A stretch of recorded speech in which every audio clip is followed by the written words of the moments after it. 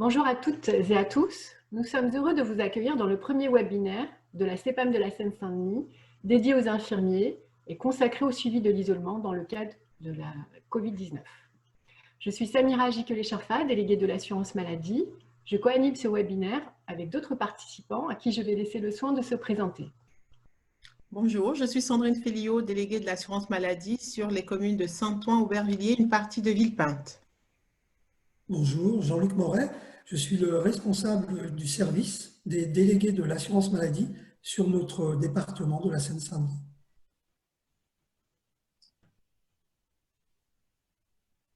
Bonjour Madame Morin.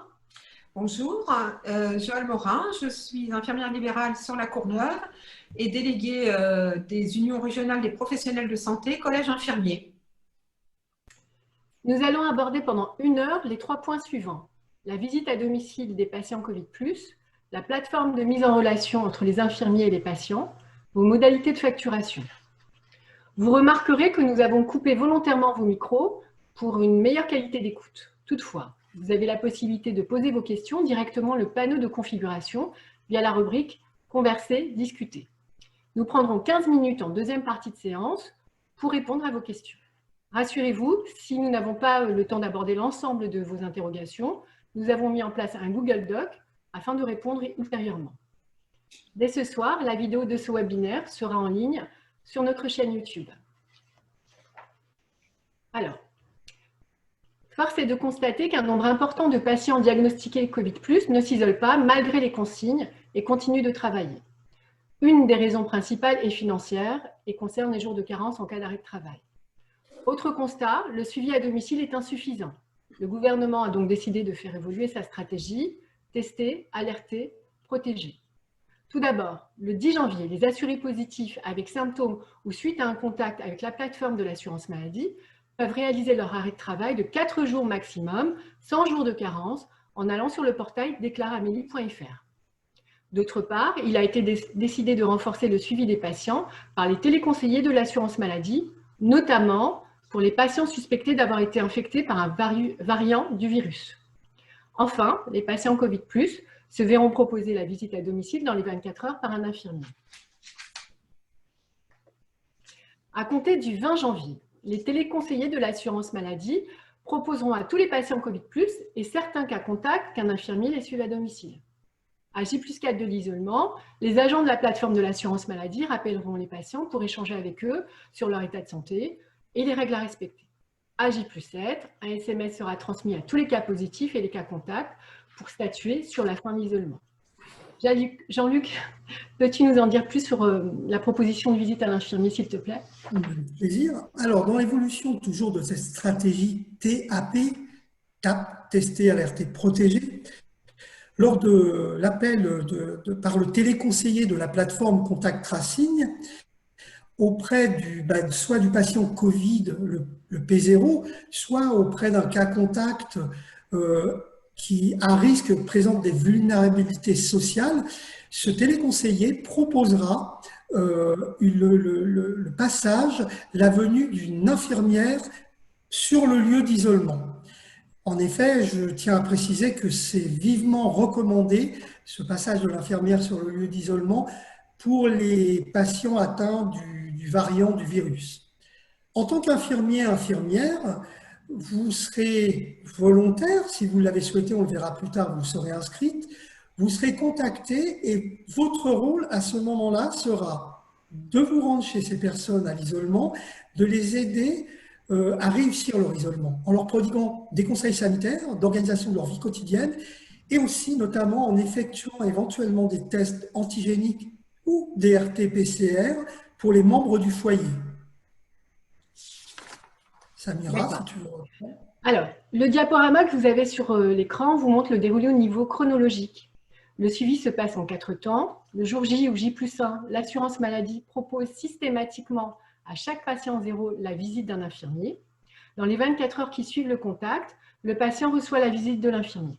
Cette visite va consister à relayer les messages de santé publique, à faciliter l'appropriation de la démarche d'isolement, à tester les personnes du foyer, à identifier les patients nécessitant un appui de la cellule territoriale d'appui à l'isolement, CTAI. Un J+4, un télésuivi réalisé par l'assurance maladie par le biais d'un appel téléphonique ou d'un SMS. À J+7, le patient reçoit un SMS conversationnel, c'est, si tout se passe bien, la fin de l'isolement. Voyons en détail les missions confiées à l'infirmier. Lors de sa visite, il aura pour rôle de relayer les messages de santé publique en insistant particulièrement auprès des patients zéro susceptibles d'avoir été contaminés par un variant car plus contagieux. Rappeler les règles d'isolement, y compris au sein du foyer. Limiter au maximum les déplacements, porter un masque chirurgical, se laver les mains ou utiliser une solution hydroalcoolique, s'isoler autant que possible au sein du foyer. Vous rappellerez les gestes barrières comme par exemple tousser ou éternuer dans son coude ou dans un mouchoir, respecter une distance d'au moins 1 mètre avec les autres, aérer les pièces 10 minutes 3 fois par jour, utiliser l'outil Tous Anti-Covid. Jean-Luc, je te laisse la parole. Merci.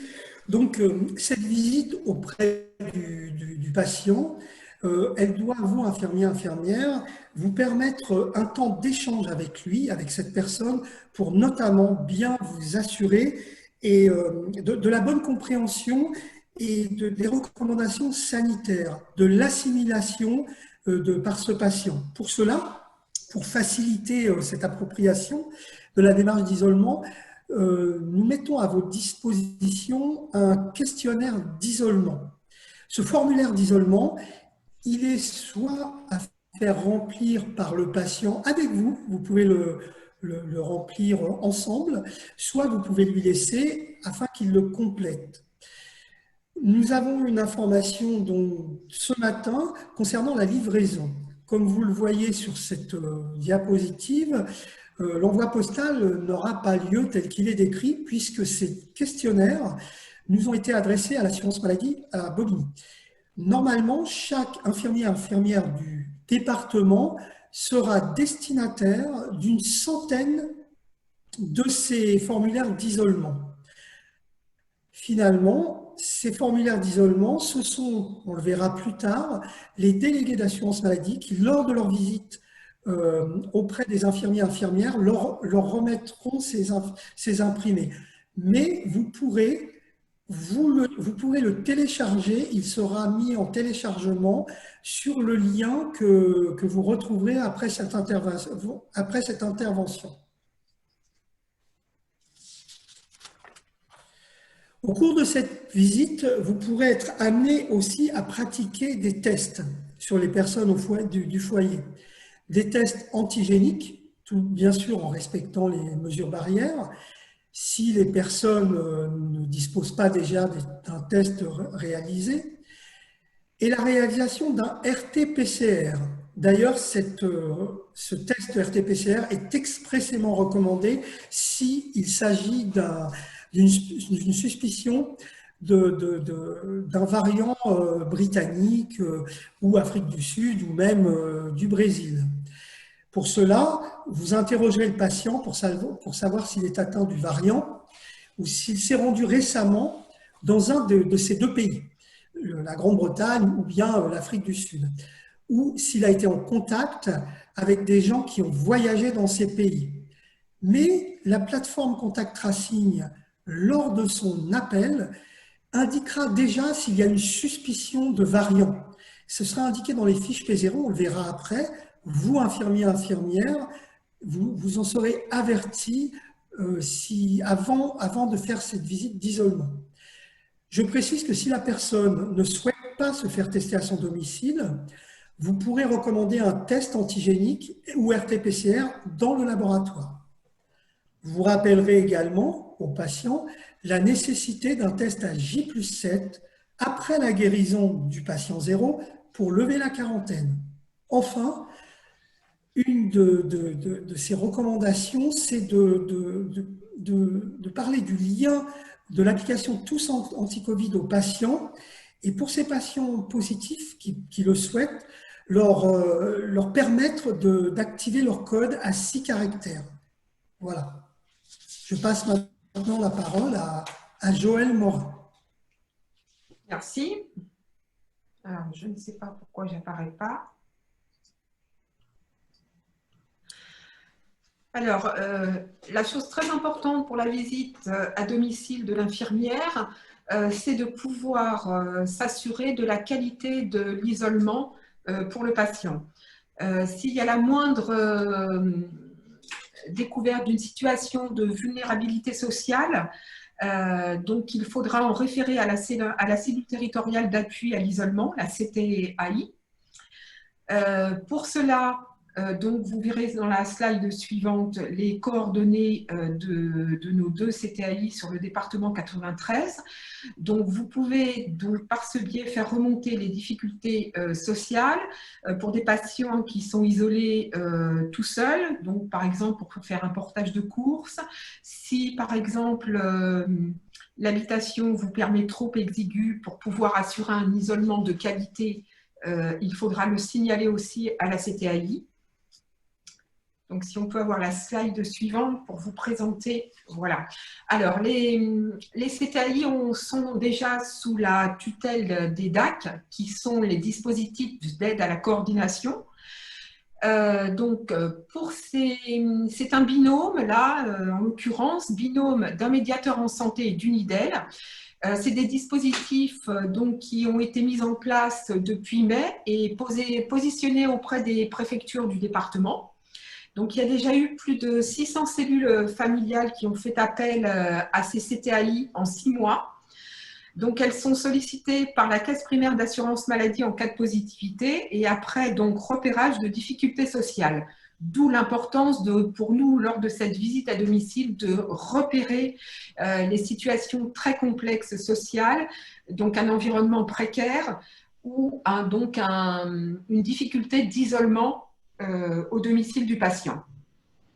Donc, les CTAI s'appuient sur des ressources municipales et associatives. Donc, il y a un contact avec les CCAS de chaque commune, par exemple pour faire délivrer des courses alimentaires ou pour aider les personnes complètement seules.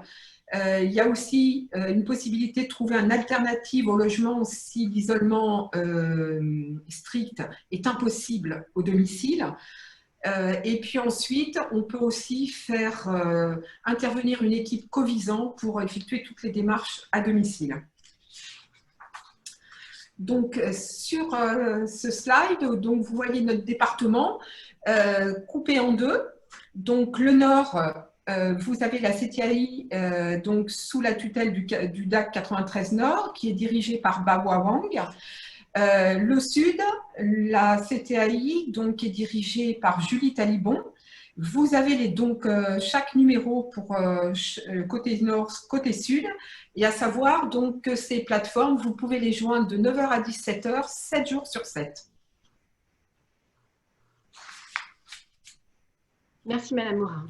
Faisant suite à cette visite, l'infirmier aura pour tâche d'informer le médecin traitant d'une suspicion souche variante et lui préciser le cas échéant de la mise en relation avec la cellule CTAI. Si le patient n'a pas de médecin traitant ou de médecin suiveur, c'est-à-dire un médecin qui suit le patient même s'il n'est pas dans sa patientèle, l'infirmier aura pour tâche d'en informer l'assurance maladie en adressant un mail à l'adresse suivante: pidas.cpam-bobigny@assurance-maladie.fr, en précisant contact Covid en objet et en fournissant uniquement le numéro de téléphone du patient.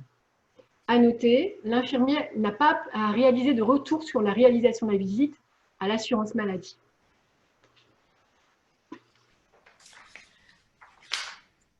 Alors, la mobilisation des infirmières d'État libéral volontaire est organisée en région avec l'appui d'une plateforme de sollicitation par SMS pour une intervention qui devra être réalisée dans les 24 heures après donc, la mise à disposition des coordonnées du patient, bien évidemment, qui aura accepté cette visite. La solution qui a été retenue pour notre département est la plateforme InziCare, donc vous voyez les coordonnées. Donc, c'est l'URPS qui injectera sur cette plateforme 2 fois par jour les besoins des visites. Donc, la première mise à jour se fera à 6 h le matin et la seconde mise à jour de la journée pour les appels se fera à 15 h. Donc, il est possible effectivement que nous ayons, une fois la transmission des coordonnées du patient, simplement l'information s'il y a une suspicion de contamination à un variant ou pas, mais ceci n'a pas été encore acté par la Caisse nationale.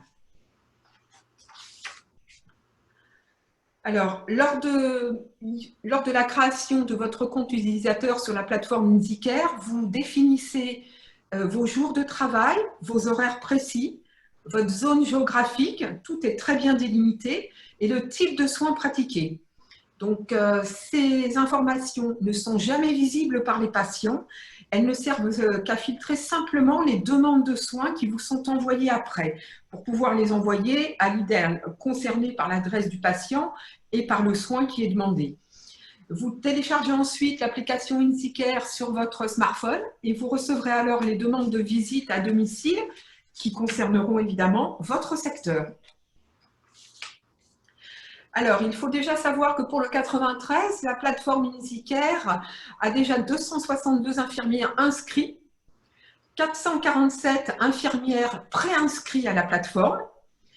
Donc, c'est un service absolument gratuit pour le département puisque l'URPS infirmier Île-de-France a décidé de prendre en charge cette inscription pour chacun des professionnels.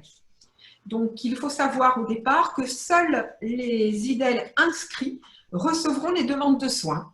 Donc, nous invitons bien évidemment les 447 infirmières préinscrites à la plateforme à faire valider leur inscription de façon à ce qu'elles puissent rentrer dans le lot principal des infirmières contactées. Alors, pour être mis en relation avec le patient, il faut se connecter sur la plateforme https://www.insi.care. Le mode opératoire est simple.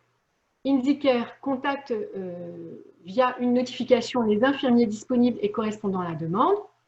Vous acceptez la demande de soins en cliquant simplement sur le lien. Vous pouvez alors contacter le patient qui a fait la demande de soins. La prise en charge des soins à domicile est validée. Pour chaque demande de prise en charge, vous recevez un SMS. Il suffit de cliquer sur le lien pour accepter la demande et récupérer les coordonnées du patient. Jean-Luc ? Alors, comment se dérouler cette mise en relation du patient avec l'infirmier, infirmière? Donc, les demandes, elles seront envoyées prioritairement à l'infirmier, l'infirmière référente du patient, s'il l'a indiqué lors de l'appel avec le téléconseiller du contact tracing. Évidemment, le patient a le libre choix de son praticien. L'infirmière peut, elle ou lui, refuser la demande. Donc, si cet infirmier refuse, ce sera envoyé à l'infirmier, l'infirmière suivante. Il est possible également de se désister si, lors de l'appel, le patient refuse la venue de l'infirmière. Dans ce cas-là, on vous demandera d'indiquer dans InsiCare le motif. Ensuite, cette demande est transmise aux autres infirmières de la liste. Bien entendu, à tout moment, vous pouvez choisir de ne plus être sollicité pour ce type de demande en décochant les soins ou en désactivant les demandes élargies.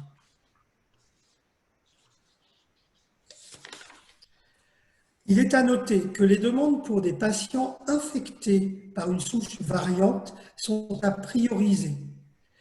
L'information sera donnée par la plateforme de mise en relation.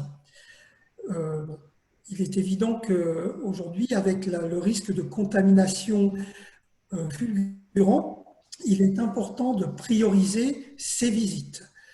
Les demandes seront donc envoyées dans un premier temps aux infirmiers les plus proches du domicile du patient lors de sa tournée. Dans le cas où un infirmier, une infirmière n'accepterait pas de prendre cette demande, elle sera transmise à un deuxième cercle. Élargissement à l'ensemble du département des infirmiers préinscrits. Comme le disait Joël Morin, vous avez eu le nombre déjà d'infirmières inscrites et préinscrites sur la plateforme InsiCare.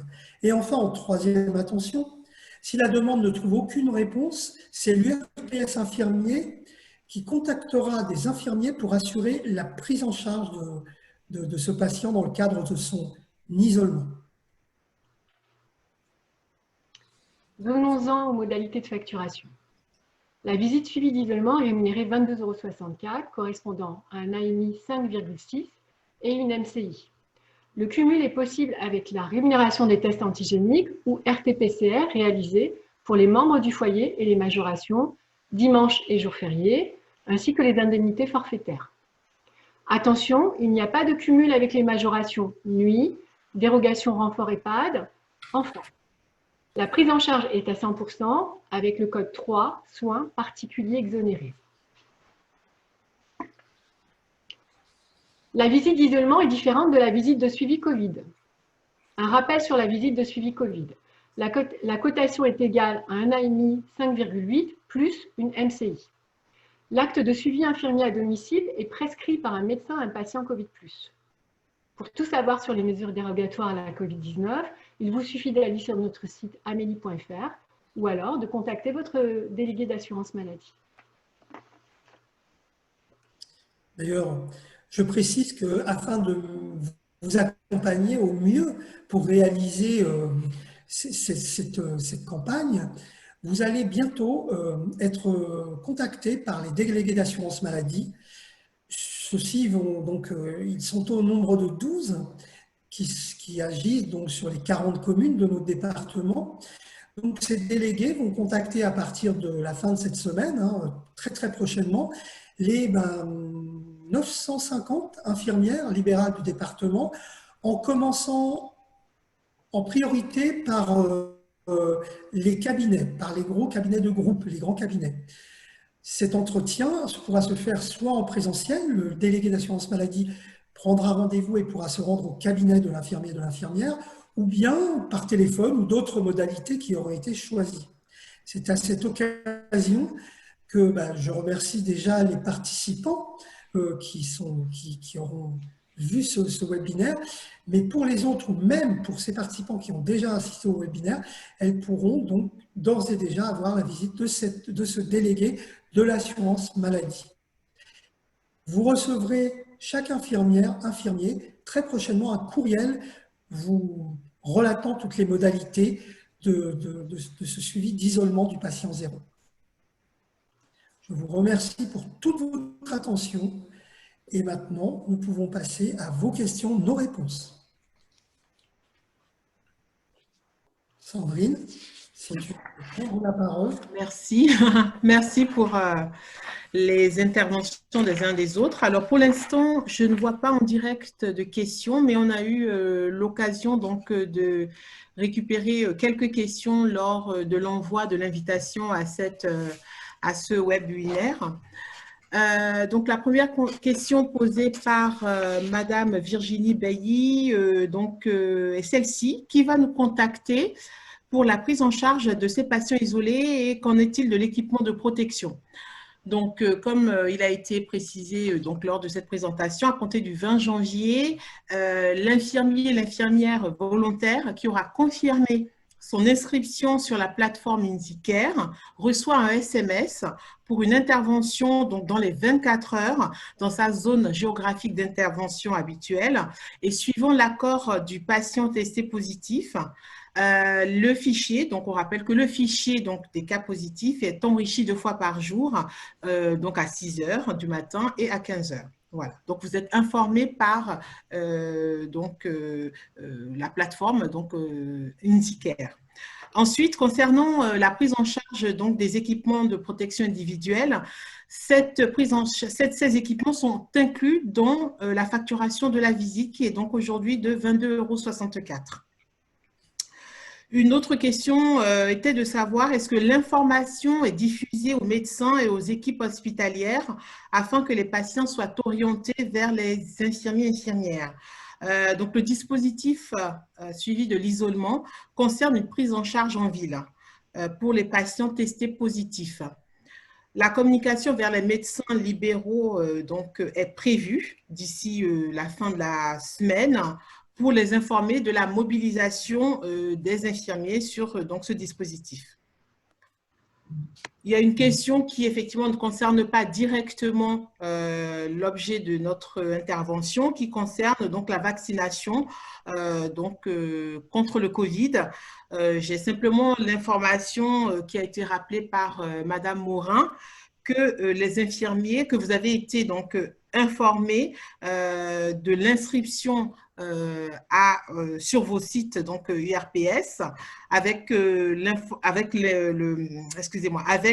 inscription également sur le site de santé.fr pour avoir la liste des centres de vaccination. Voilà. Donc, il y a également l'information qu'un webinaire sur la thématique est prévu demain, le mercredi 20 au soir, qui sera entièrement consacré à la vaccination contre le Covid. Voilà. Alors, Jean-Luc, enfin, je vois une question qui vient d'arriver. Bonjour à J7. Si le test est encore positif, que faire? Alors, à J+7, si le test est encore positif, on invite le patient à rester donc en isolement pour un délai supplémentaire de 7 jours. Ça. Voilà. Je ne sais pas s'il y a d'autres questions qui arrivent. Je n'en vois pas pour l'instant.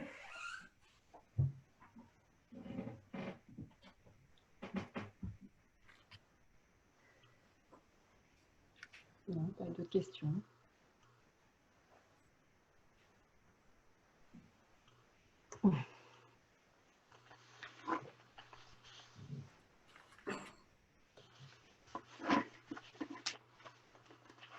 Sachez que si vous n'avez pas de questions qui vous viennent à l'esprit actuellement, vous avez totalement la possibilité de nous adresser vos questions, comme je vous l'ai dit dès le début, sur un Google Doc, pour qu'on puisse vous répondre ultérieurement.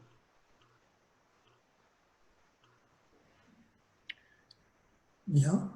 Bonjour tout le monde, ici plateforme Contact Covid de 93. Je me permets d'ajouter des compléments par rapport à la réponse sur patient 0 qui a encore des symptômes et qui est encore positif à la J+7.